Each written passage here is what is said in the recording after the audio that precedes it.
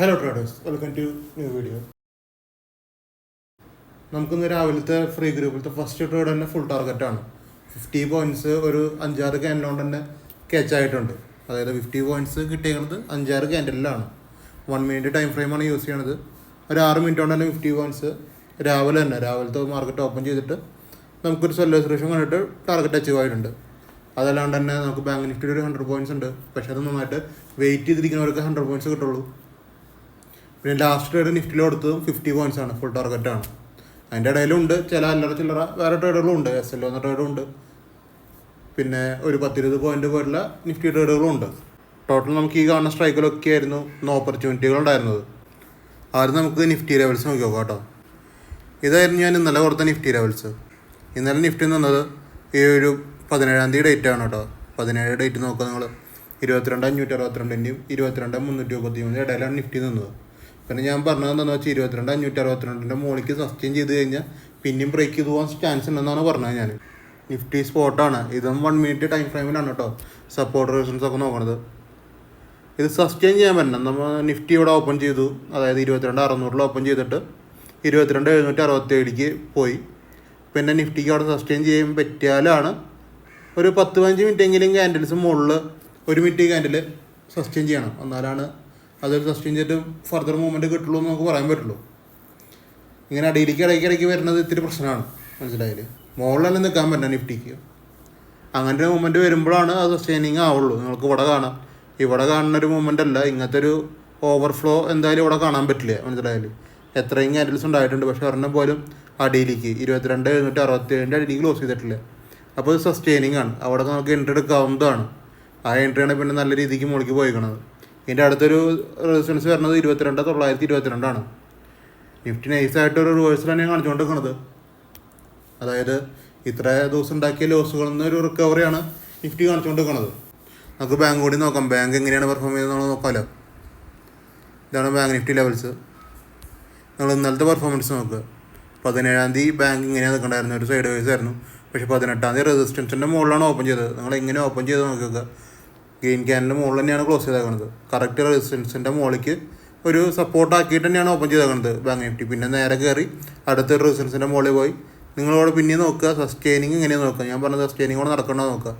അങ്ങനെ സസ്റ്റെയിൻ ചെയ്ത് പിന്നെയും ഫർദർ മൂവ്മെൻറ്റ് മുകളിലേക്ക് തന്നെയാണ്. ഈ ഒരു കണ്ടിന്യൂസ് ലോ കണ്ടില്ലേ? ഈ കണ്ടിന്യൂസ് ലോ എന്ന് പറഞ്ഞു കഴിഞ്ഞാൽ ഇവിടെ നിന്ന് ഇട്ടിട്ട് ഇവിടെ വരെ ഈ ഒരു കണ്ടിന്യൂസ് ലോ വരുമ്പോൾ അത് ബീറിഷായി നല്ല കേട്ടോ. അപ്പോഴും നമ്മുടെ കണ്ടീഷൻ സെയിം ആണ്. ഇപ്പോൾ ഇവിടെ വരെ ക്യാൻഡിൽ ക്ലോസ് ചെയ്ത് എത്തി. ബേസിക്കലി അത് പറയുമ്പോൾ എന്ന് വെച്ച് കഴിഞ്ഞാൽ ഇവിടെ സസ്റ്റെയിൻ ചെയ്തിട്ട് വരണ ഇത്രയും സസ്റ്റെയിൻ ചെയ്തിട്ടുണ്ട് ബാങ്ക് നിഫ്റ്റി. അങ്ങനെ സസ്റ്റെയിൻ ചെയ്തിട്ട് വരണ ലോ ബ്രേക്കിങ്, ഒരു സപ്പോർട്ട് ബ്രേക്ക് ചെയ്യുമ്പോൾ അവിടെ സസ്റ്റെയിൻ ചെയ്യണം. പിന്നെയും ഇതേ സസ്റ്റെയിനിങ് അവിടെയും നോക്കണം. ഒരു 10-20 ക്യാൻഡിലെങ്കിലും അടിയിൽ തന്നെ നിൽക്കണം. എന്നാലാണ് സസ്റ്റെയിൻ ചെയ്തെന്ന് പറയാൻ പറ്റുള്ളൂ, മനസ്സിലായാലും. എന്നാലാണ് അടിയിലേക്ക് ഫർദർ മൂവ്മെൻറ്റ് പിയിലേക്ക് വരുള്ളൂ.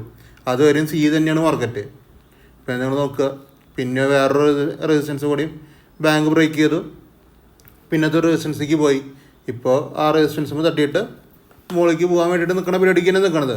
അപ്പോൾ നിഫ്റ്റിയും ബാങ്ക് നിഫ്റ്റിയും റിവേഴ്സൽ കാണിച്ചിട്ടുണ്ട്. ശരിക്കും പറഞ്ഞു കഴിഞ്ഞാൽ ഒരു സി സൈഡ് തന്നെയാണ് വരാൻ പോണത്.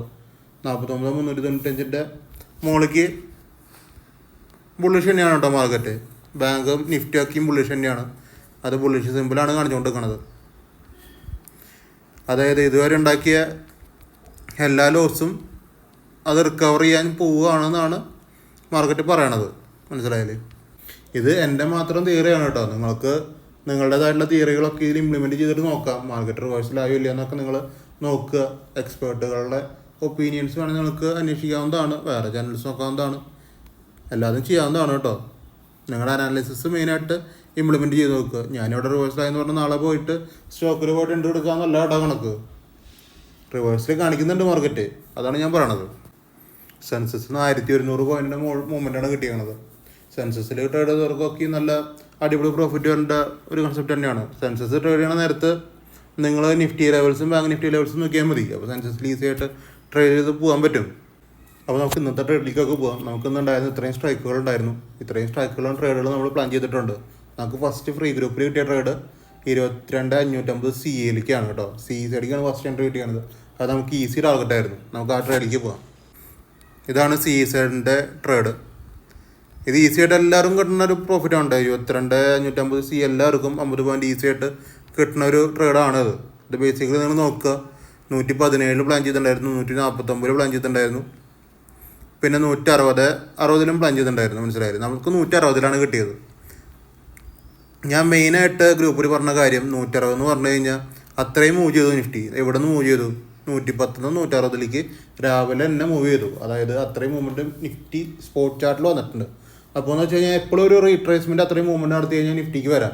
അപ്പോൾ നിങ്ങൾ എന്തായാലും എസ് മെയിൻറ്റെയിൻ ചെയ്തിട്ട് തന്നെ ട്രേഡ് ചെയ്യാനാണ് ഞാൻ പറഞ്ഞത് ഗ്രൂപ്പിൽ കേട്ടോ. അപ്പോൾ എസ് മെയിൻറ്റെയിൻ ചെയ്തിട്ട് തന്നെ ചെയ്യാം. അങ്ങനെ ഒരു ഹൈയിലൊക്കെ ട്രേഡ് എടുക്കുന്ന നേരത്ത് ഇത് കറക്റ്റ് 10 പോയിൻ്റ് SL നമ്മുടെ കണ്ടീഷൻ നോക്കുക. ആദ്യത്തെ മിനിറ്റ് ക്യാൻഡിൽ ഈ വലിയ ക്യാൻഡിലാണ്, രണ്ടാമത്തെ മിനിറ്റ് ക്യാൻഡിൽ ഈ ക്യാൻഡിലാണ്, മൂന്നാമത്തെ മിനിറ്റ് ക്യാൻഡിൽ നമുക്ക് 160 റിജക്ഷൻ കറക്റ്റ് കിട്ടിയിട്ടുണ്ട്. 160 റിജക്ഷൻ കിട്ടി. പിന്നെ ഒരു 2 ക്യാൻഡിൽ വെയിറ്റ് ചെയ്തു. ഈ 2 ക്യാൻഡിൽ നമുക്ക് ട്രേഡ് എടുക്കാൻ പറ്റും. ഇപ്പോൾ ഇവിടെ കണ്ടില്ല, ഞാനിപ്പോൾ ഗ്രൂപ്പിലിട്ട് കണ്ടില്ല, അങ്ങനത്തെ ആൾക്കാരുണ്ടെങ്കിൽ 2 മിനിറ്റ് ടൈം കൂടി നിങ്ങൾക്ക് കിട്ടിയിട്ടുണ്ട്. അപ്പോൾ എല്ലാവർക്കും ട്രേഡ് എടുക്കാവുന്നതാണ് ഞാൻ പറയണത് കേട്ടോ. 9:15 നോക്കിയിരിക്കുന്ന ഒരാൾക്ക് ഇത് എടുക്കാൻ പറ്റും, ഈസിയാണ് കാര്യങ്ങൾ. ടൈമും കിട്ടിയിട്ടുണ്ട്, എല്ലാതും കിട്ടിയിട്ടുണ്ട്. അപ്പോൾ ആർക്കും ഒരു പ്രശ്നമില്ല, എല്ലാവരും ട്രേഡ് എടുക്കുക. അങ്ങനെയാണ് 50 പോയിന്റ് കിട്ടിയത്. 1 വേരാണ് 50 പോയിന്റ് കിട്ടിയത് കേട്ടോ. പിന്നെ നല്ല മൊമെൻ്റ് തന്നെയാണ് മുകളിലേക്ക് കേട്ടോ. 160 പ്ലാൻ ചെയ്ത ട്രേഡ് 336 വരെ എത്തിയിട്ടുണ്ട്.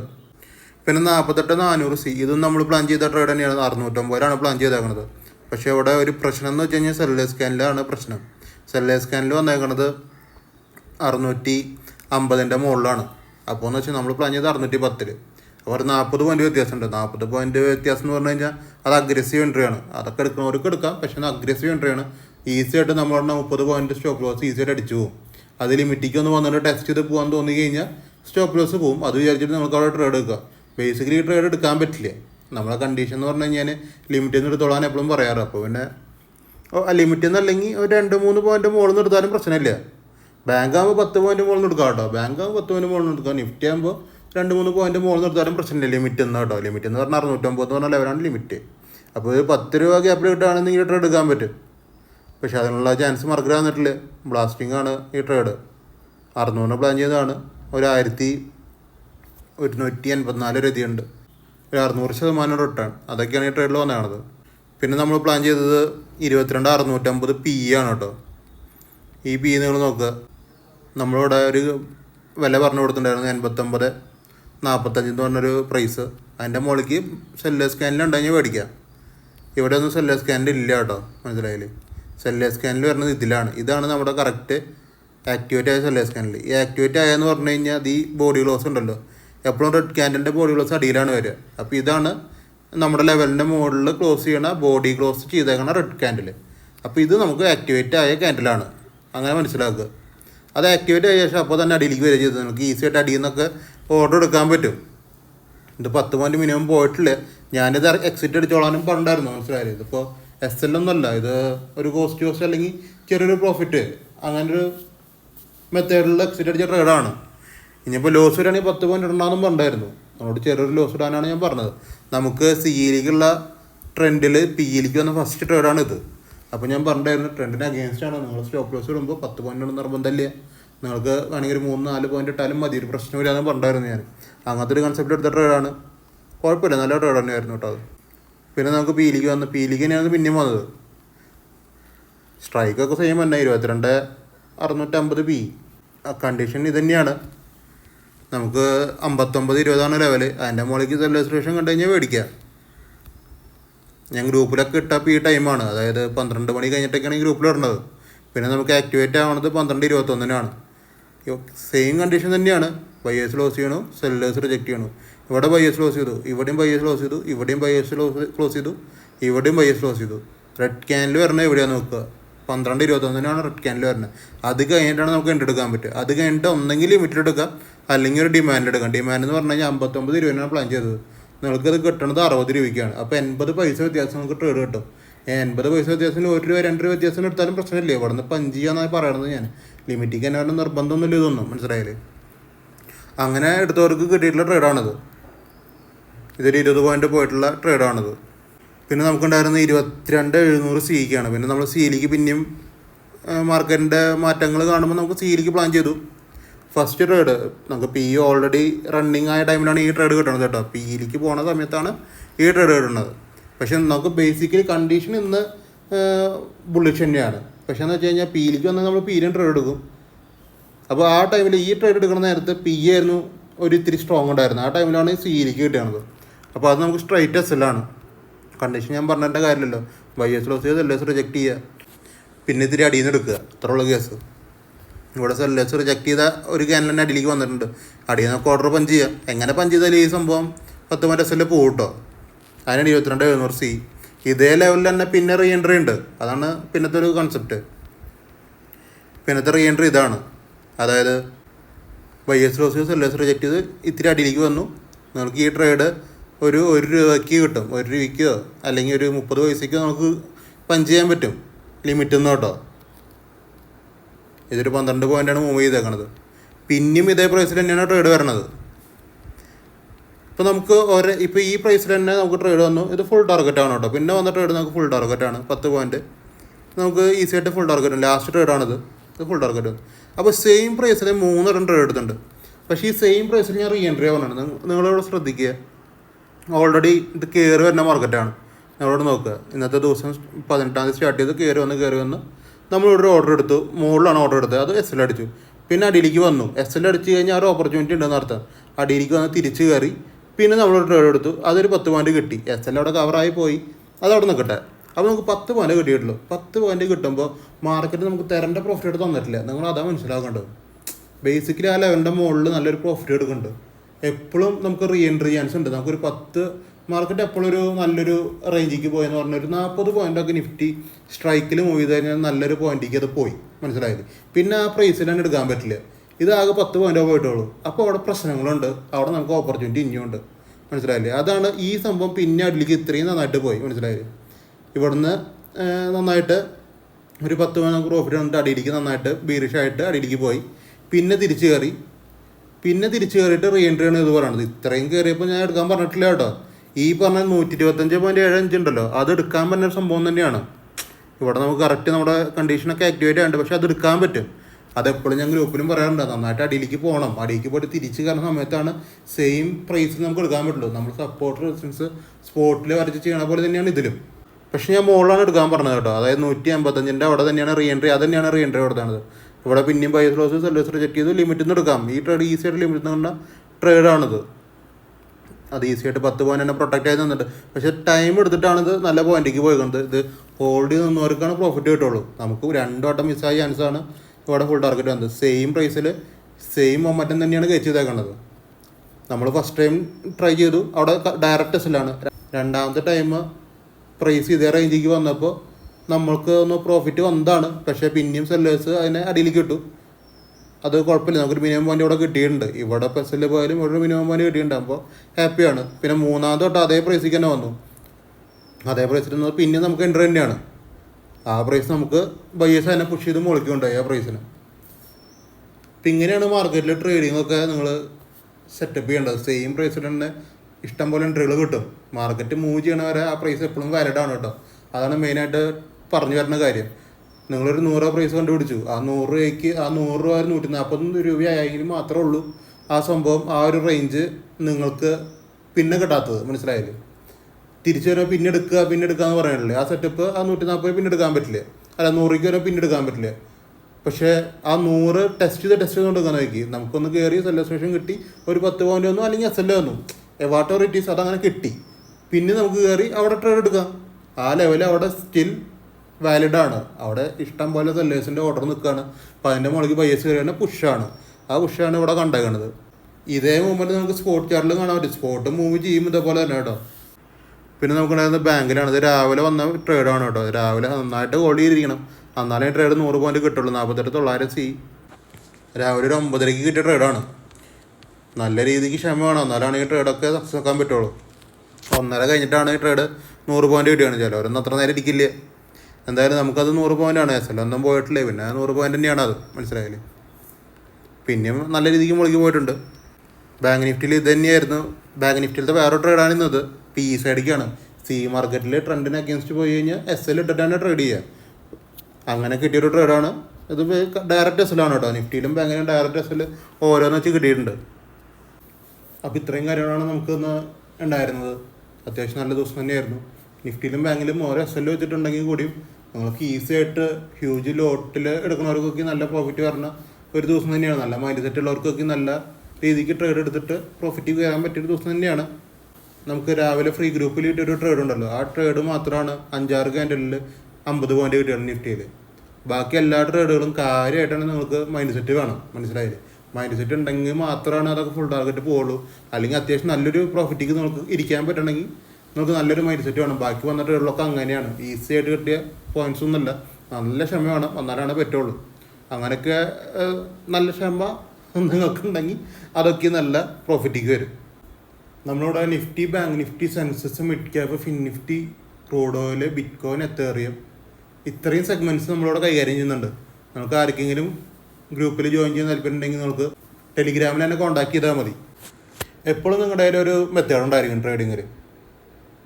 ട്രേഡിങ്ങിലേക്ക് ഇറങ്ങുന്ന ഒരാൾക്ക് എപ്പോഴും യൂണീക്കായൊരു മെത്തേഡ് നിങ്ങൾ എപ്പോഴും ബിൽഡ് ചെയ്ത് അതിനെ അടിപൊളിയായിട്ട് കൊണ്ടുവരണം. എന്നാലാണ് നമുക്ക് പ്രോഫിറ്റ് എടുക്കാൻ പറ്റുള്ളൂ.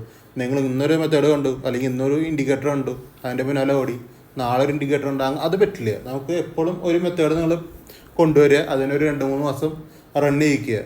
എങ്ങനെയാണ് അതിൻ്റെ പോക്ക്, എങ്ങനെയാണ് അതിൻ്റെ പ്രോഫിറ്റ് ലോസൊക്കെ വരുന്നത്, എങ്ങനെയാണ് റിസ്ക് റിവാർഡ്, അതൊക്കെ നിങ്ങൾ നോക്കുക.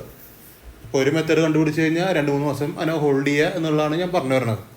എന്നിട്ട് വേണം നിങ്ങൾ ആ സക്സസ്സോ അല്ലെങ്കിൽ ഫെയിലിയറോ എന്നൊക്കെ കണ്ടുപിടിക്കുക. ഒറ്റ ദിവസം കൊണ്ടൊന്നും പരിപാടി നടക്കില്ല.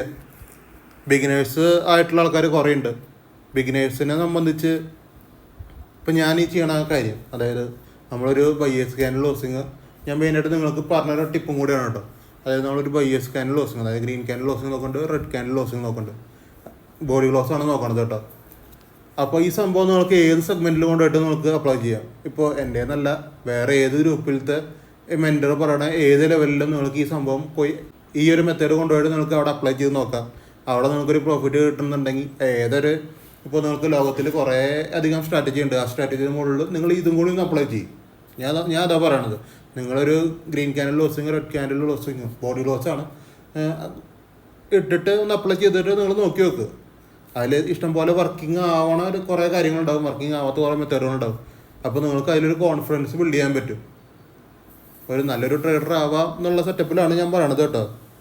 നമുക്കൊരു പ്രോഫിറ്റിക്ക് വരണം, നമുക്ക് ഡെയിലി നല്ലൊരു പ്രോഫിറ്റ് എടുക്കണം, അങ്ങനത്തെ മൈൻഡ് സെറ്റ് ഇരിക്കുന്ന കുറേ ആൾക്കാരുണ്ടാവുമല്ലോ. അപ്പോൾ അവർക്കൊക്കെ വേണ്ടിയാണ് ഞാൻ പറയണത്. പിന്നെ ബേസിക്കലി ഞാൻ പറയുകയാണെങ്കിൽ ഒരു ബൈയിങ് പ്രൈസ്, അത് ഇന്നലെ ഞാൻ പറഞ്ഞിട്ടുണ്ടായിരുന്നു, കുറേ വീഡിയോസിന് ഞാൻ പറയുന്നുണ്ട്. അതായത് ഒരു ബൈയിങ് പ്രൈസ് നമുക്ക് കണ്ടുപിടിക്കാൻ പറ്റണം എപ്പോഴും.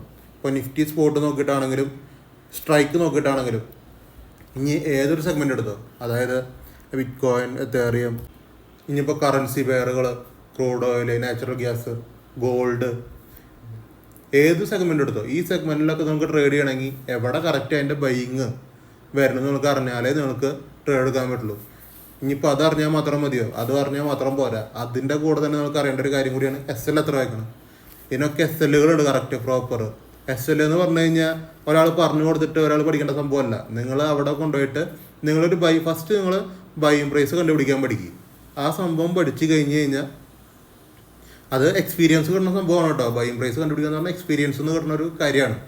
അപ്പോൾ അത് നിങ്ങൾക്ക് കിട്ടിക്കഴിഞ്ഞ് കഴിഞ്ഞാൽ നിങ്ങൾ പിന്നെ നോക്കേണ്ട കാര്യം, അത് ആ ഒരു ക്യാൻഡിലിൻ്റെ ബൈയിങ് പ്രൈസ് കിട്ടി, ഇനി അത് എത്രത്തോളം അടിയിലേക്ക് വരും, അത് എത്രത്തോളം നമുക്ക് SL വെക്കാൻ പറ്റും. അതിനൊരു ബ്രീത്തിങ് ഏരിയ ഉണ്ട് എല്ലാ ക്യാൻഡിൽസിലും, മനസ്സിലായില്ലേ? ആ ബ്രീത്തിങ് സ്പേസിലേക്ക് എത്രത്തോളം അത് വരുന്നുണ്ട്, ബ്രീത്തിങ് സ്പേസിലേക്ക് എത്രത്തോളം അത് വന്നു പോകുന്നുണ്ട്. അപ്പോൾ അതാണ് നിങ്ങളുടെ SL, മനസ്സിലായില്ലേ? അങ്ങനെയാണ് SL കാൽക്കുലേറ്റ് ചെയ്യേണ്ടത്. അതിൻ്റെ ഒരു 1:5 ആണ് നിങ്ങളുടെ ടാർഗറ്റ് വെക്കേണ്ടത്. അതാണ് SLൻ്റെ ടാർഗറ്റ് കേട്ടോ. ഈസിയായിട്ട് പറയുകയാണെങ്കിൽ അതാണ്.